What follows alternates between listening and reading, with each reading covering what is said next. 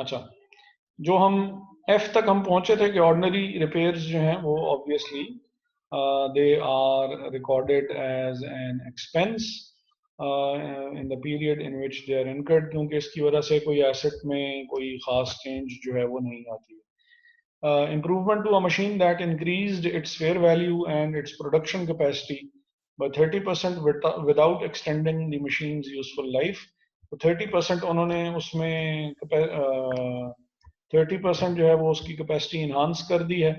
तो ऐसा एक्सपेंडिचर जो है वो एसेट की कॉस्ट में शामिल किया जाएगा. तो ये तो हो गया हमारे पास.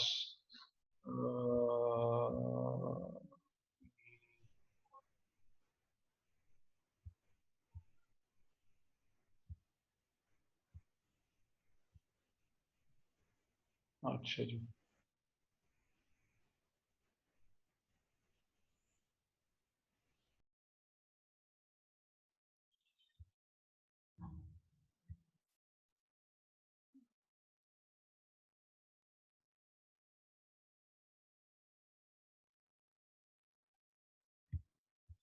अच्छा,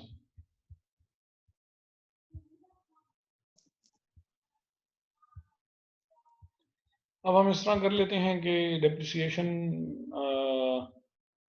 जो है वो कैलकुलेट करके देख लेते हैं. तो एक हाँ, एक अच्छा सा सवाल देख लेते हैं और उसी में ही हमारी एक या दो अच्छे सवाल देख लेते हैं और उसी में ही जो है वो हमारी जो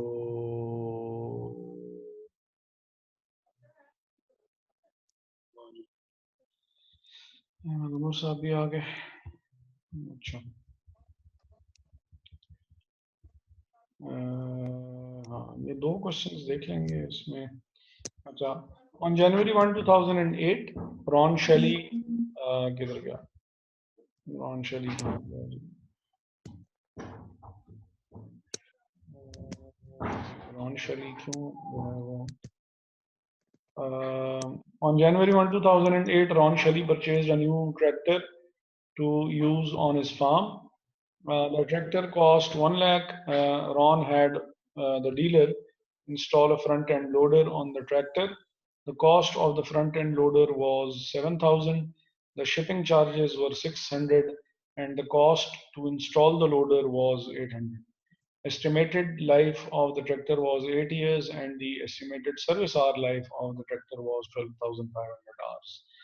Ron estimated that he could sell the tractor for 15,000 at the end of 8 years, or 12,500 hours, whichever is earlier. The tractor was used for 1,725 hours in 2011. A full year's depreciation was taken in 2008, the year of acquisition. Instructions में वो कह रहा है कि compute depreciation expense for 2011 under each of the following methods. Straight line method है, double declining balance method है, sum of the years digit method है और service hours method है. तो सबसे पहले तो जो हमारा बेसिक जो डाटा है वो हम देखें service hour life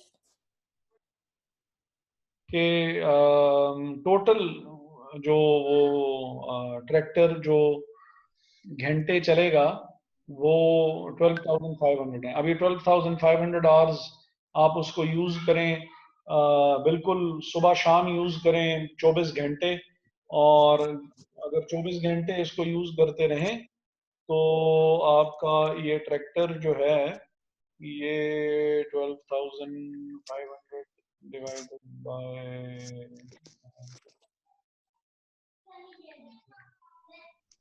520. अगर ये फुल 24 घंटे इस्तेमाल होता रहे तो ये 1.5 ईयर में ये डिप्रिसिएट हो जाएगा, बिल्कुल खत्म हो जाएगा. तो वैसे अगर आप इसको नॉर्मल यूज करें तो फिर ये 8 ईयर्स तक जो है ये चल सकता है. लेकिन अगर 24 आवर्स आप इसको यूज करते रहेंगे तो ये तकरीबन 1.5 ईयर्स में ये डिप्रिसिएट हो जाएगा.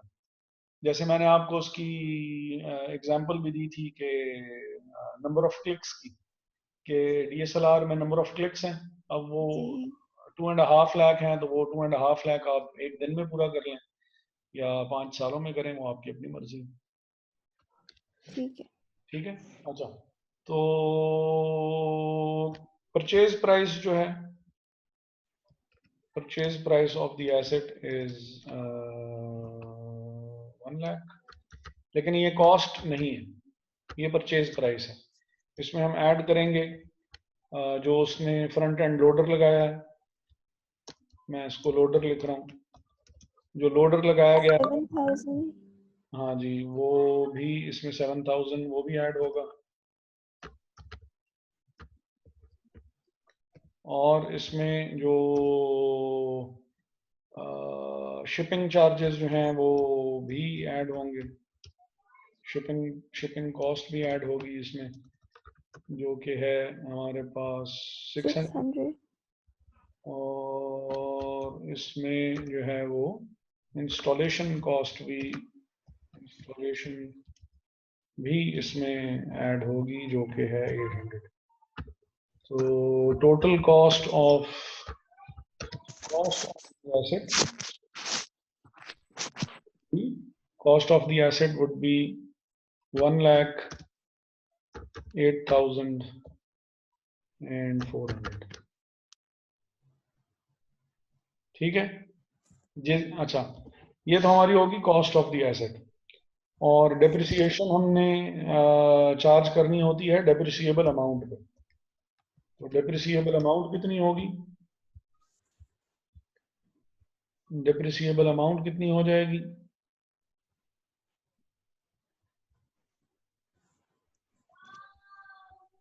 ओहो,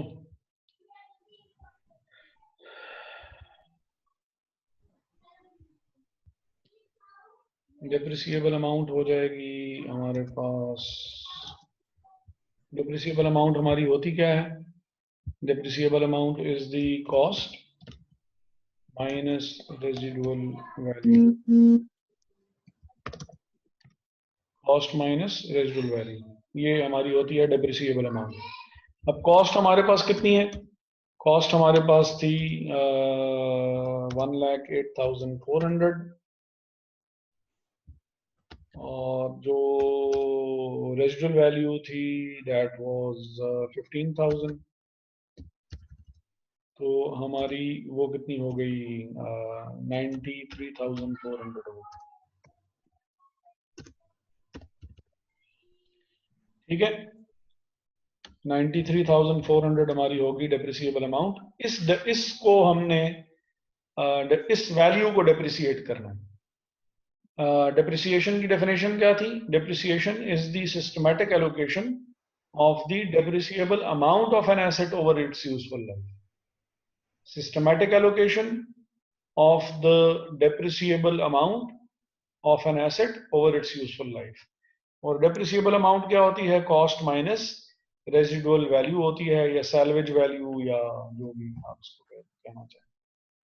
अब ये डिफरेंट मेथड्स पे हम इसको 93,400 को डेप्रिसिएट करेंगे। इसमें पहला मेथड जो है वो है straight line method.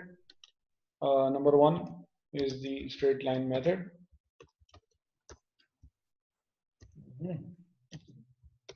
Straight line method, और स्ट्रेट लाइन मेथड जो होता है ये होता है कॉस्ट, इसका जो फॉर्मूला है वो cost minus residual value divided by useful life.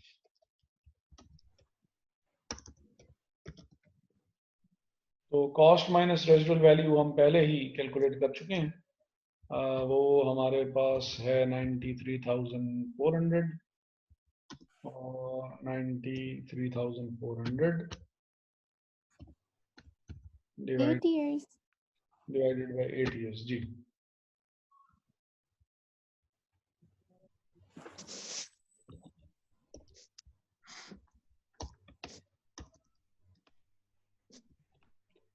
तो ये कितने हो गए जी, एक साल की डेप्रिसिएशन कितनी हो गई, 11,675। ठीक है। और ये 11,600 and because it's straight line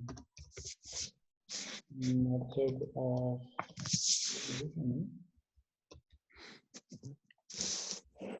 this value would remain constant. ये वैल्यू जो है ये कांस्टेंट रहेगी और ये चेंज नहीं होने लगेगी, ठीक है। Yes, sir. Method number 2, which is the double declining balance method, बल्कि इसको मैं अभी थोड़ी देर के लिए नहीं चलिए कर लेते हैं। अच्छा, उसने जो हमें वैल्यू कैलकुलेट करने के लिए कहा है वो 2011 की वैल्यू कैलकुलेट करने के लिए कहा है, जबकि उसने 2008 में एसेट परचेज किया था। और 2008 गुजर गया, 9 गुजर गया, 10 गुजर गया, 11 के एंड पे उसने यानी 2008, 9, 10 और 11 फोर्थ ईयर की डेप्रिसिएशन उसने हमसे पूछी है। तो स्ट्रेट लाइन मेथड में तो बेशक पहला साल हो, चौथा हो, पांचवा हो, 10वां हो, उसमें तो 11,675 ही वैल्यू रहेगी। लेकिन बाकी मेथड्स में जो ये वैल्यू होगी ये चेंज हो जाएगी। मसलन डबल डिक्लाइनिंग बैलेंस मेथड में, डबल डिक्लाइनिंग बैलेंस मेथड में जो डेप्रिसिएशन होगी वो उसके लिए पहले तो रेट कैलकुलेट किया जाता है। और रेट क्या होता है?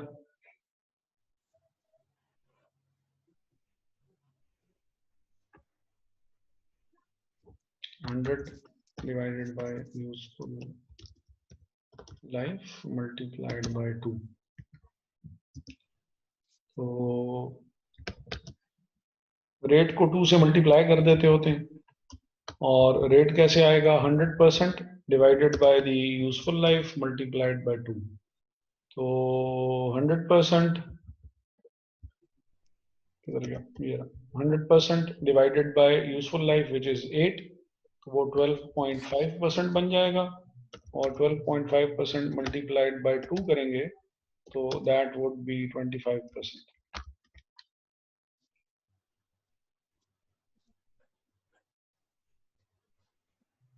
अब ये 25% जो है 2008 में would be multiplied with the cost which was 1,08,400। 2008 में जो डेप्रिसिएशन होगी वो 1,08,400 मल्टीप्लाइड बाय 25%। तो ये अमाउंट कितनी आ जाएगी?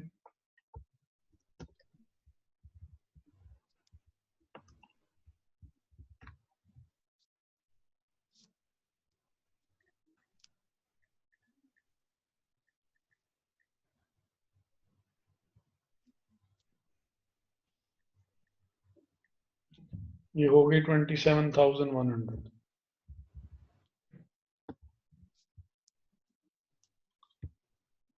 2009 में 2009 में डेप्रिसिएशन जो होगी वो होगी 1,08,400 माइनस 27,100। ये जो डबल डिक्लाइनिंग बैलेंस मेथड है या जो डिक्लाइनिंग बैलेंस मेथड होता है, हर नेक्स्ट डेप्रिसिएशन जो होती है वो बुक वैल्यू पे चार्ज की जाती है। और बुक वैल्यू क्या होती है? कॉस्ट माइनस एक्यूमुलेटेड डेप्रिसिएशन होती है। 27,100 माइनस 1,08,400, तो ये 80। तो ये कैसे समझाते हैं, हम सब्ट्रैक्ट क्यों कर रहे हैं 27,100?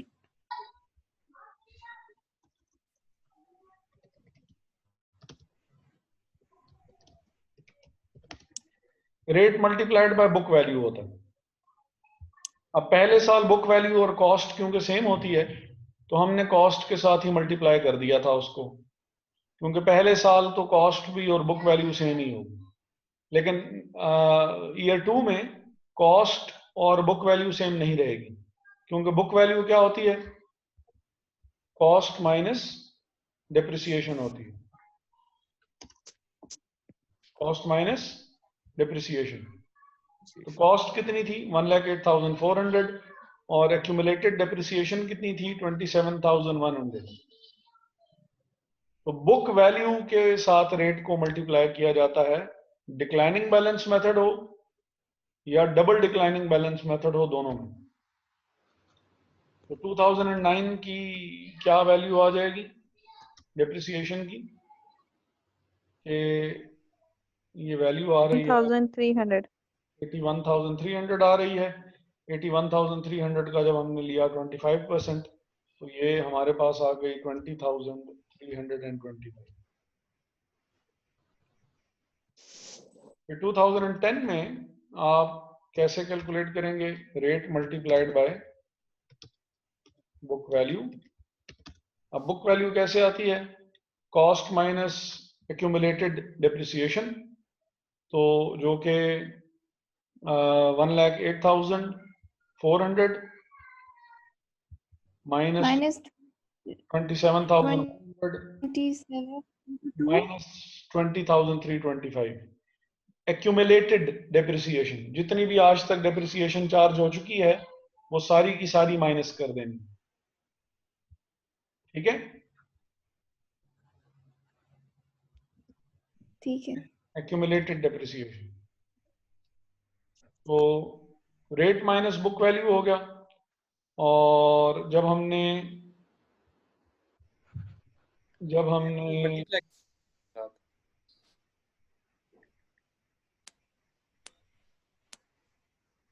ये rate multiply by book value किया है।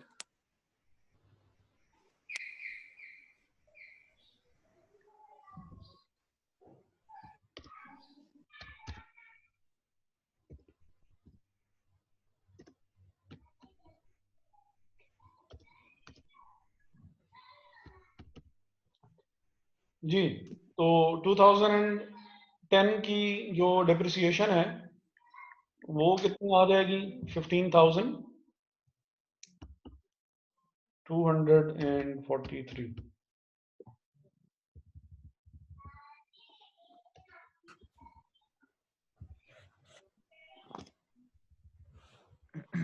और 2011 की डिप्रिसिएशन कितनी आएगी जब आप 25 into 1,08,000 1 lakh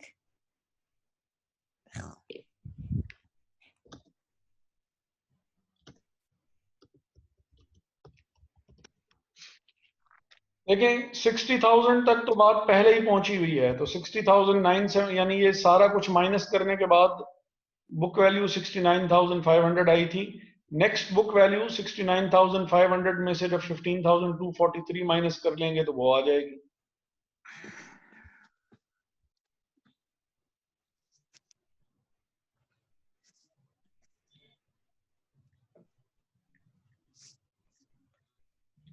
जो कि है 45,732। इसके साथ मल्टीप्लाई करेंगे 25% को, तो ये हमारे पास आ जाएगी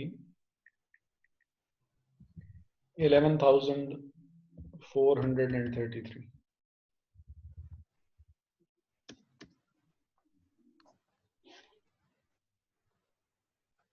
ये 45,732 कैसे आया?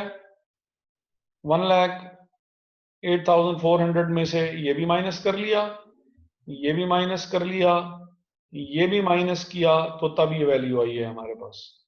और इस वैल्यू को 25% से मल्टीप्लाई कर दिया तो 2011 की डिप्रिसिएशन आ गई जो कि 11,433 है। ठीक है जी, सही सर। जी सर। अच्छा, नेक्स्ट जो हमारे पास मेथड है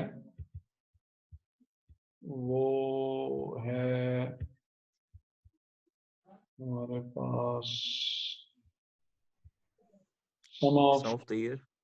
ये जरा काम लंबा है, पता नहीं आप लोग इतना टाइम देंगे मुझे कि नहीं देंगे। हम फोर्थ पहले कर लेते हैं।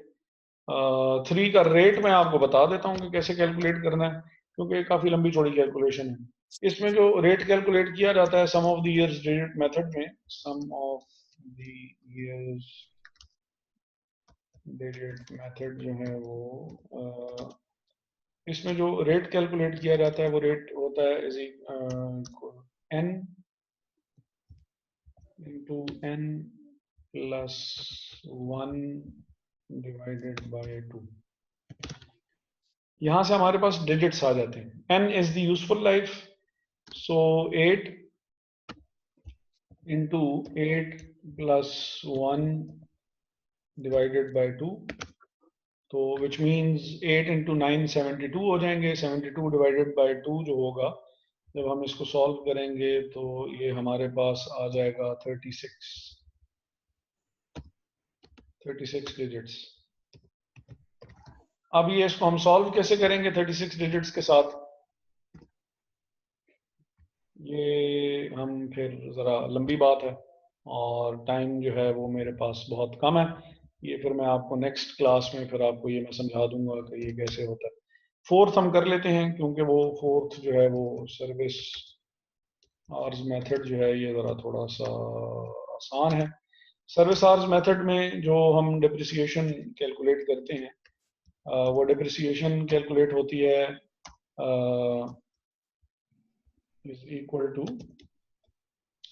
कॉस्ट माइनस रेजिडुअल वैल्यू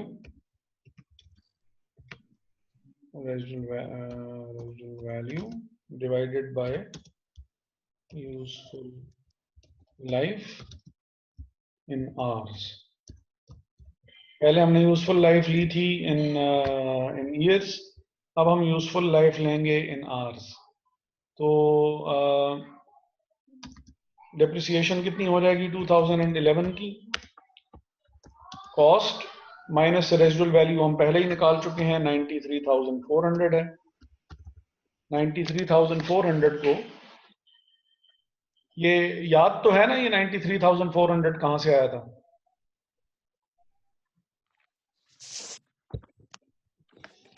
ये 90 चलो मैं लिख Yes देता sir, वो जो 1,08,400 माइनस 15,000 जो कि रेजिडुअल वैल्यू 15,000 और divided by the useful life.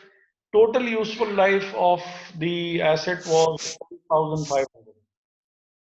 तो यहां से हमारे पास डिप्रिसिएशन पर आर आ जाएगी, और जब हम उसको मल्टीप्लाई करेंगे, डिप्रिसिएशन पर आर कितनी आ रही है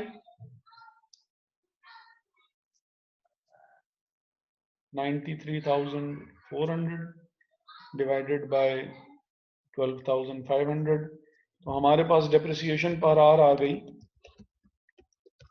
डिप्रिसिएशन पर आर आ गई हमारे पास 7.472 और 2011 में ये कितने आवर्स यूज हुआ है 7.472 मल्टीप्लाइड बाय 1,725 आवर्स। तो डिप्रिसिएशन हमारे पास 2011 की आ जाएगी, जो कि कितनी आ रही है मल्टीप्लाइड बाय 1,725, तो ये 12,889.2 आ रही है। ठीक है जी। Yes sir. ठीक है। तो यहाँ तक हमारे बज गए 4:01, और वैसे रिकॉर्डिंग में 14 मिनट्स हैं। अगर आप चाहते हैं तो कंटिन्यू करते हैं, चाहते हैं तो हम आपको इसको यहीं ख़त्म कर देते हैं, और नेक्स्ट में फिर आपको ये sum of the years digit method जो है ये मैं आप सिखा दूंगा कि कैसे होता है। ठीक है, ठीक है सर। चलिए, बोल नहीं रहे हैं तो ठीक मैं है सर। समझ गया हूँ जो आप कहना चाह रहे हैं। ठीक है, आज के लिए फिर काफ़ी है। और जो जी सर। क्विज है वो हम फिर ले लेंगे ट्यूसडे को, ठीक है? सर वो मैंने डेट्स देखी, आपने अप्रैल में 2 क्विज लेने हैं ना इस अप्रैल में, जी जी। तो इस ट्यूसडे को 24 बनती है और उस अगले ट्यूसडे को 28 बनती है, तो आप ट्यूसडे को दोनों क्विज ले लें, अप्रैल में ही हो जाएंगे दोनों।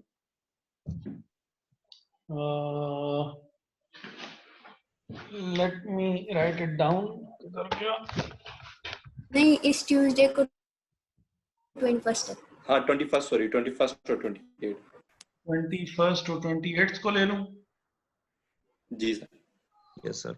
चलो, your wish is in my command. Thank you sir. Thank you, sir. 28, 21st and 28, हाँ ठीक है, ठीक है। ठीक है मैं सर। आप लोग और को सर जी असाइनमेंट पे ग्रुप में दे दीजिएगा। ठीक है, असाइनमेंट की डेट भी बता दूंगा आज ही, जो प्लान है वो पूरा मैं आपके साथ शेयर कर लेता हूँ, ठीक है? ठीक है सर, ठीक है, थैंक यू ठीक है। सर। मोस्ट ओके, अल्लाह हाफिज़। यस अल्लाह सर। हाफिज सर। खुदा हाफिज़ सर। अल्लाह हाफिज़। Yeah, sir.